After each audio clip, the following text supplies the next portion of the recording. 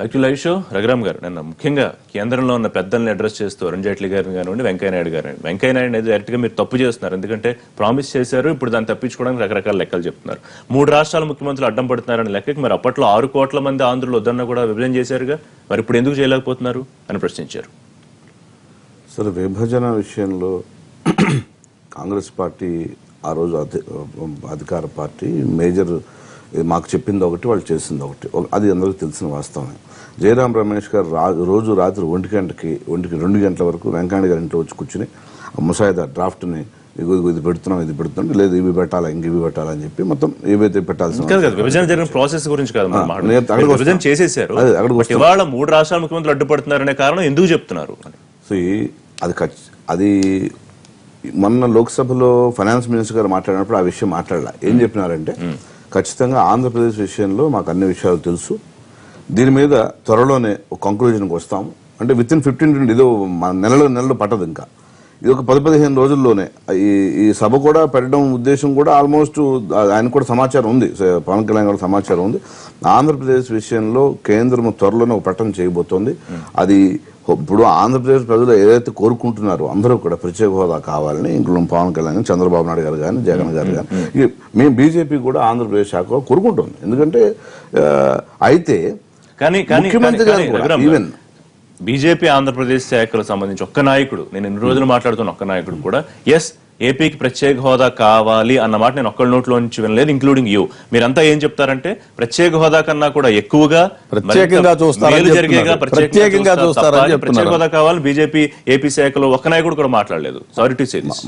మాట్లాడలేదు, కొంతమంది మాట్లాడారు కానీ అంటే వ్యక్తిగతం ఎవరికాళ్ళకు ఉంటుంది రావాలని. అయితే ఏంటంటే నాతో చర్చలో ఎవరైతే మాట్లాడలేదు, నేను మాట్లాడాను ఒకటి, నేను కూడా చెప్పాను. అంటే నేను ఇక్కడ విశాల దృక్పథాన్ని చూసుకుంటుంటే ఇప్పుడున్నటువంటి నరేంద్ర మోడీ గారి యొక్క ప్రభుత్వానికి గత ప్రభుత్వాలు చాలా తేడా ఉందని చెప్తున్నాను మీకు.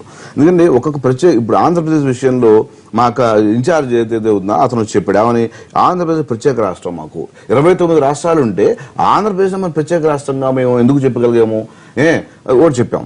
ఇంకొకటి finance minister the floor of the house parliament ఏం చెప్పారంటే ఖచ్చితంగా తూచా తప్పకుండా ఆంధ్రప్రదేశ్కి ఏవైతే రావాలో, ఏవైతే చట్టంలో విభజన చట్టంలో ఉన్నాయో అవన్నీ చేస్తామని చెప్పి అక్కడే రఘురామ్ గారు మీరు ఏం చేయదలుచుకున్నారో తెలిసిపోతుంది. కాదండి, విభజన చట్టంలో ఉన్నది చేస్తామంటే ఏంటి, చట్టంలో ప్రత్యేక హోదా నేను దాన్ని కూడా డిస్ప్యూట్ చేయను.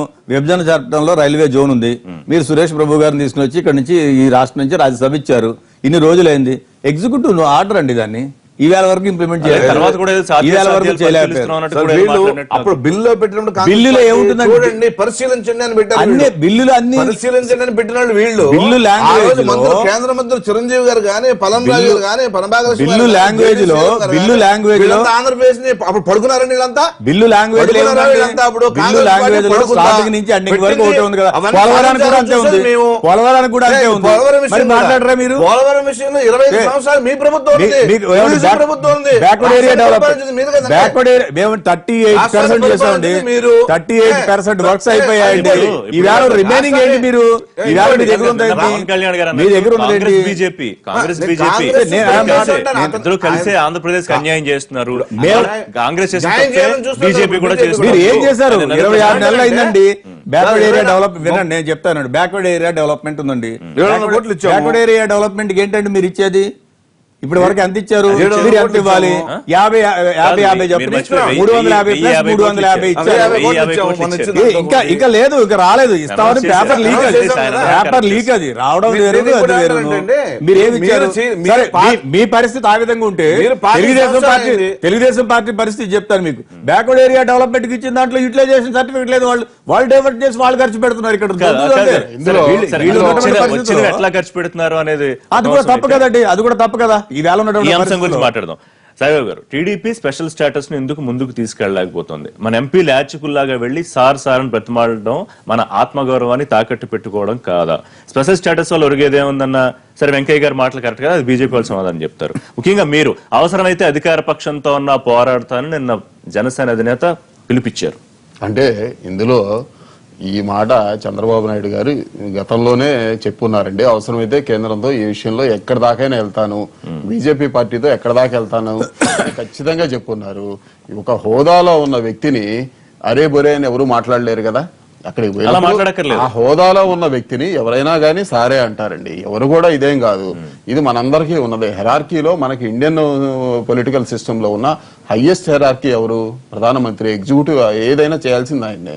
ఆయన సార్ అనకుండా నువ్వు ఈగిపోతే నిలదీస్తాను, నువ్వు ఈగిపోతే నేను పొడి చేస్తాను పార్లమెంట్ లో అంటే satirical గా సోనియా గాంధీ మేడం అనేవారు, ప్రధాని ఇప్పుడు సార్ అంటున్నారు.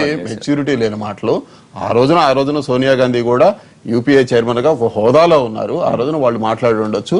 అయితే ఇక్కడ తెలుగుదేశం పార్టీ తరపున అనేది ఆత్మగౌరవాన్ని తాకట్టు పెట్టారు, లేకపోతే ఇంకోటి ఆంధ్రుల ఆత్మగౌరవం అనేది ఒక తెలుగుదేశం పార్టీ నుంచే వచ్చిన వ్యవహారం అండి. ఇది తెలుగు ప్రజల యొక్క ఆత్మగౌరవం కాపాడటానికి ఆ రోజున ఇష్టం వచ్చినట్టుగా ముఖ్యమంత్రిని మార్చడానికి, ఇష్టం వచ్చినట్టుగా ప్రభుత్వాన్ని బీజేపీ ముగ్గురు మార్చింది గుజరాత్ లో, మార్చడానికి వచ్చింది కాదండి. బీజేపీ వేల ముగ్గురు మార్చింది గుజరాత్ లో. ఈ రోజున కూడా వాళ్ళ alliance partner కూడా రాజీ పడకుండా పోరాడుతుంది ఒక తెలుగుదేశం పార్టీ. అది పోలవరం విషయంలో కావచ్చు, ఇంకోటి విషయంలో కావచ్చు. ఇప్పుడే పద్మరాజు గారు చెప్పారు. సార్ ఒక విషయం చెప్పండి, పవన్ కళ్యాణ్ నిన్న స్పందించడానికి కారణం ఏంటని మీరు ప్రధానంగా తెలుగుదేశం పార్టీ అనుకుంటుంది? ఈ మధ్య వస్తున్న కాంగ్రెస్ చేస్తున్న విమర్శలు కానివ్వండి, అంటే హోదా కాకుండా ప్యాకేజీల కోసం ప్రయత్నం చేస్తున్నారనో, లేకపోతే రకరకాల విమర్శలు కాంగ్రెస్ పార్టీ చేస్తుంది. అలాంటి అనుమానాలు కూడా జనసేన లీడర్కి వచ్చి ఉంటాయని. ఇప్పుడు ఇందులో వైసీపీ ఆ రోజున విభజన సమయంలో ఎక్కడ కూడా ఎగ్జిస్టెన్స్ లో లేదండి. వాళ్ళు ఆ రోజున ఈ ప్యాకేజ్ కావాలా, హోదా కావాలా, ఏ రోజున కూడా మాట్లాడలేదు. రాష్ట్ర విభజన జరిగిపోయిన తర్వాత, అసెంబ్లీ ఎన్నికలు జరిగిన తర్వాతనే వైసీపీ ఆ వాదం అనేది మొదలుపెట్టింది. తెలుగుదేశం పార్టీ అంత ముందు కూడా స్పెషల్ స్టేటస్ అనేది దీంట్లో పెట్టాలి అని ఆ రోజున పార్లమెంట్ లో కూడా మాట్లాడటం అంటూ జరిగింది. ఇక్కడ ఏంటంటే ఒక రోజున ఒక్కొక్కళ్ళు వస్తా ఉన్నారు. 2 సంవత్సరాల నుంచి లేని మొన్న కొత్తగా వైసీపీ ఎందుకు బంధు పిలుపు ఇచ్చింది, కాంగ్రెస్ పార్టీ ఎందుకు ఇచ్చింది? పోరాటం అనేది లేదండి, ఇందులో లేదు. ఈ 2 సంవత్సరాల నుంచి మాట్లాడిన జనసేన కింద ఇవాళ పవన్ కళ్యాణ్ గారు మాట్లాడారు. ఆయన వ్యూస్ అనేది ఆయన ఎక్స్ప్రెస్ చేశారు. ప్రజలు రిసెప్టివ్ ఉండాలా, దీని ప్రకారం ఎవరెవరు కలిసి వస్తారు ఉండాలా. అల్టిమేట్ గా ఏంటంటే రాష్ట్రానికి కావాల్సిన స్పెషల్ స్టేటస్ గానీ, స్పెషల్ ప్యాకేజ్ గానీ, బ్యాక్వర్డ్ ఏరియా డెవలప్మెంట్ గానీ, పోలవరం గానీ అన్ని కూడా సాధించుకోవాల్సిన అవసరం. ఆయన వ్యూస్ చెప్పేసి వదిలేదు. ఆయన ఒక అల్టిమేటం ప్రకటించారు. కేంద్రంలోని బీజేపీకి కానీ, రాష్ట్రంలో ఉన్న ప్రభుత్వాన్ని, తెలుగుదేశం ప్రభుత్వానికి కానీ. ఆ మాటకు వస్తే అసలు తెలుగుదేశం పార్టీ అధికారంలోకి వచ్చే అంశాన్ని కూడా ప్రస్తావించారు. ఆయన ప్రకటించారు ఏమని, అన్ని జిల్లాల్లో వెళ్ళి అన్ని జిల్లాల్లో మీటింగ్ పెడతాను, ప్రజలందరినీ అవేర్ చేస్తాను, ప్రజలందరినీ కూడా నాతో కలుపుకోవడానికి ప్రయత్నం చేస్తాను అని చెప్పారు. సో అది మంచిదే. ప్రజలందరూ కూడా ఆయన కూడా కొంత తెలియజెప్పొచ్చు, అందులో తప్పేం లేదు. ప్రజాస్వామ్యంలో మనం ఎవరూ కావాలని విషయం. భాస్కర్ రెడ్డి గారు, ఇప్పుడు మేము ఒకటే చెప్తున్నాం, మొట్టమొదటి నుంచి కూడా ఈ ప్రత్యేక హోదా కావాలని ఢిల్లీలో దీక్ష చేసిన దగ్గర నుంచి కంటిన్యూషన్గా నాన్ స్టాప్గా నిరంతరాయంగా యువబేర్ అంటూ కావచ్చు, రకరకాల కార్యక్రమాలతో కావచ్చు, కంటిన్యూషన్గా యాక్టివిటీ నడుపుతున్న మాట వాస్తవం. అది ఎవరైనా కాదనో నిజం కాదు అంటే వాళ్ళు అబద్ధం చెప్పినట్టు రాష్ట్రం అంతా తెలిసినటువంటి. కానీ బంద్ చేస్తున్న చెప్పుకున్నాడు జగన్మోహన్ ఎప్పుడు కూడా బంద్ అనేది చేస్తే కర్ర చేస్తున్న నాయకుడు పిలిపిస్తాడు, ఎమ్మెల్యేలు ఎంపీలు అందరూ చేస్తారు. కర్ర ఎత్తుకొని వచ్చి రోడ్డు మీదకి వచ్చి బస్సులాపే కార్యక్రమం ఏ నాయకుడు కూడా చేయడు, తను ఆర్గనైజ్ చేస్తాడు అంతే. కాబట్టి మీరు అవగాహన ఉండి మాట్లాడాలి. సరే ఓకే, ఈ రోజు కూడా చెప్తున్నాం ఖచ్చితంగా పవన్ కళ్యాణ్ గారు తెలుగుదేశం ప్రభుత్వంపై వస్తున్నటువంటి ప్రజా వ్యతిరేకతను ప్రతిపక్షాలు క్యాష్ చేసుకోకుండా ప్రతిపక్షాల వైపు ప్రజలు వెళ్లకుండా చూడడం కోసం వాళ్ళు వాడిన ఆయుధంగా ఉపయోగపడకుండా ఉంటే చాలు. తను నిజంగా చిత్తశుద్ధితో పోరాటం చేయడానికి కొంచెం క్లియర్ గా చెప్పండి విషయాన్ని, కొంచెం క్లియర్ గా చెప్పండి. తెలుగుదేశం ప్రభుత్వం మీద వస్తున్న మళ్ళీ చెప్తున్నా, ప్రధాన ప్రతిపక్షంగా వైసీపీ వైపు వెళ్లకుండా పవన్ కళ్యాణ్ తో ఇది చేయించారా తెలుగుదేశం పార్టీ? నేను అదే చెప్తున్నా. ఈ రోజు అమరావతిలో అవినీతి కావచ్చు, సదాపర్తి భూముల కుంభకోణం కావచ్చు, ఇసుక కుంభకోణం కావచ్చు, ఓటుకున్నట్టు కావచ్చు, రకరకాల అన్ని రకాల కుంభకోణాల్లో పుష్కరాల అవినీతి గురించి అన్ని రకాల అవినీతిలో ఇరకపోయి ప్రభుత్వం చాలా అప్రతిష్ట పాలైపోయి నిలబడుతున్న పరిస్థితుల్లో అది పుష్కరాల్లో, గోదావరి పుష్కరాల్లో ఈరోజు చెప్తున్నా, నేను చెప్తున్నా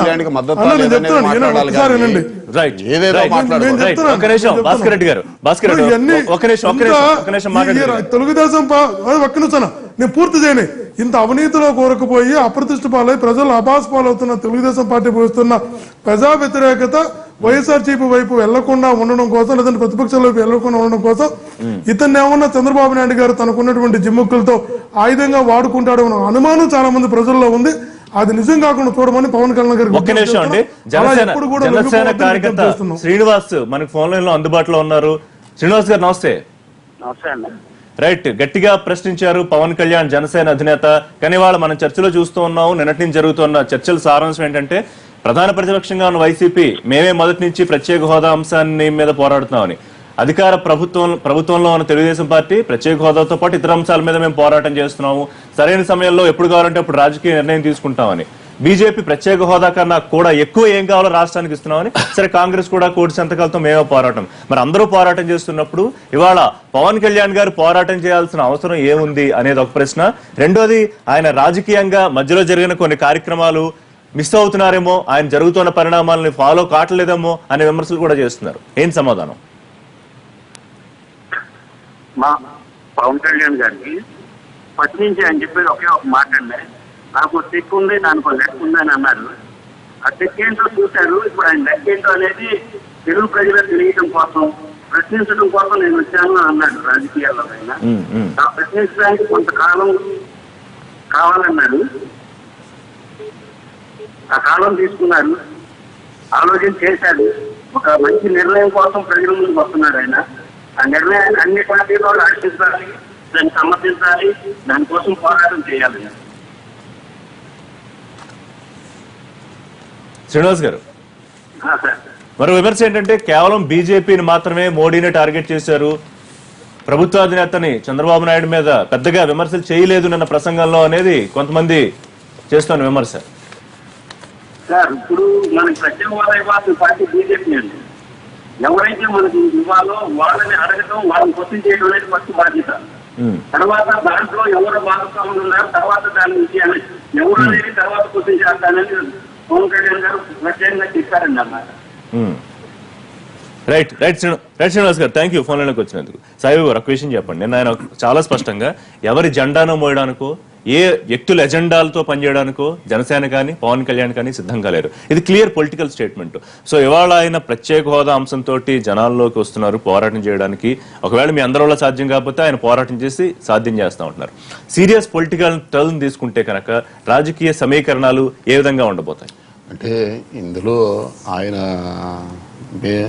ఇది ఎవరి జెండా మోయడానికో ఎవరు చెప్పేది అనేది జనరల్గా ఏ పొలిటికల్ పార్టీ అయినా చెప్తానే ఉంటారండి.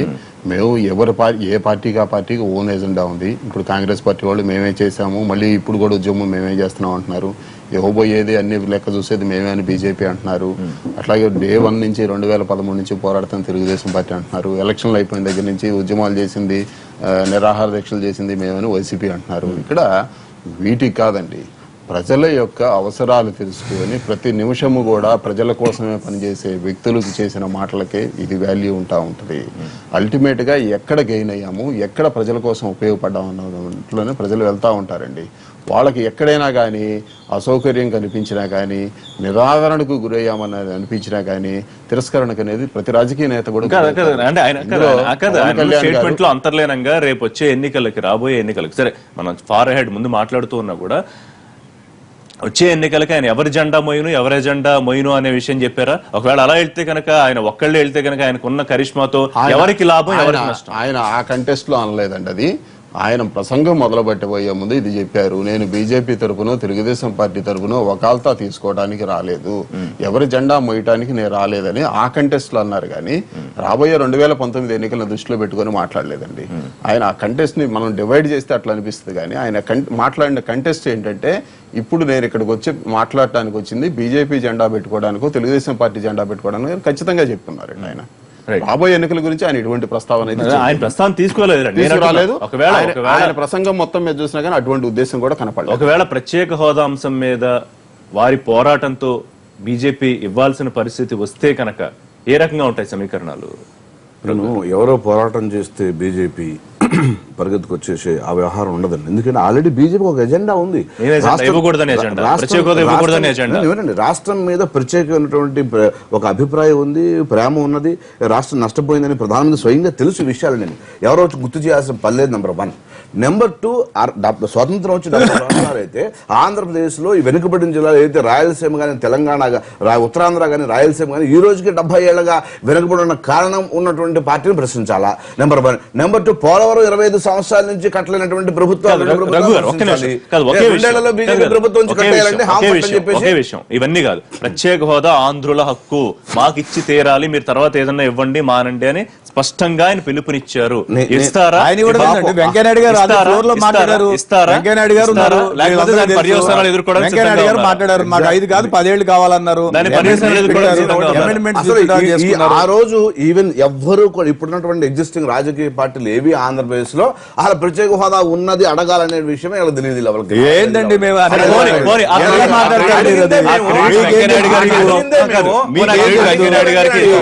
ఎన్ని రాష్ట్రాలకి ఇచ్చింది కాంగ్రెస్ పార్టీ?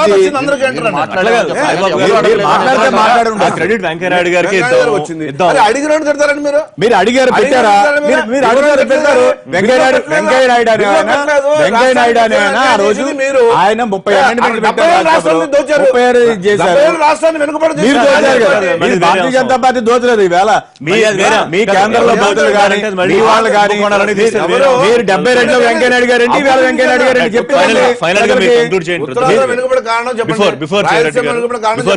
ఏం జరగబోతోంది? సీరియస్ గా పొలిటికల్ టర్న్ తీసుకుంటే రాజకీయ సమీకరణాల్లో మార్పు ఉంటుందా? ఇప్పుడైతే this is too early to comment. Congress పార్టీగా మేము స్వాగతిస్తున్నాము. ప్రధాన ప్రతిపక్షాలతో వచ్చి పైన పనిచేయవలసినటువంటి అవసరం ఉంది. కామన్ ఎజెండా ఉంది కాంగ్రెస్ పార్టీది కానీ ఆయనది కానీ ఎవరిదైనా. ఈ రాష్ట్రంలో ఉన్నటువంటి ప్రధాన ఎజెండా స్పెషల్ కేటగిరీ స్టేటస్, ఆంధ్రప్రదేశ్కి కావాల్సినటువంటి ఈ బిల్లులో ఉన్నటువంటి అంశాలు ఇంప్లిమెంటేషన్. దాని మీద ఆయన గళం ఇప్పారు కాబట్టి తప్పనిసరిగా ఆయన పోరాటం చేయవలసిన అవసరం ఉంది. పోరాటం ఎవరి మీద చేయాలి? కేంద్రంలో అధికారంలో ఉన్న భారతీయ జనతా పార్టీ మీద, రాష్ట్రంలో అధికారం ఉంది. ఇప్పుడు ఆయన చెప్పారు ఇంకా నిరుద్యోగ భృతికి 2000 చెప్పారు చంద్రబాబు నాయుడు గారు. నిరుద్యోగ భృతి కూడా రాలేదు కదా. దేర్ ఆర్ సర్టెన్ ఇష్యూస్, అవన్నీ దృష్టిలో పెట్టుకుని ఆయన వస్తున్నారు. తప్పనిసరిగా మేము స్వాగతిస్తాం. ఒకటి నిరంతరం ఈ ప్రత్యేక హోదా కోసం పవన్ కళ్యాణ్ గారు పోరాటం చేయడానికి సమయం వెచ్చించి రావడానికి నిష్పక్షపాతంగా సిద్ధంగా పడితే మేము అతనితో కలిసి ప్రయాణించడానికి, అతను కలిసి పోరాటం చేయడానికి సిద్ధంగా ఉన్నాం. కానీ ఒకటి మటుకు వాస్తవం, ఇప్పటి వరకు వైఎస్ఆర్ కాంగ్రెస్ పార్టీ చేస్తున్న పోరాటాల కన్నా ఎక్కువగా ఎవరు కూడా చేయలేరన్న వాస్తవాన్ని కూడా గుర్తించాలి. జగన్మోహన్ రెడ్డి గారు ఆ స్థాయిలో పోరాటాన్ని తీసుకెళ్లినారు.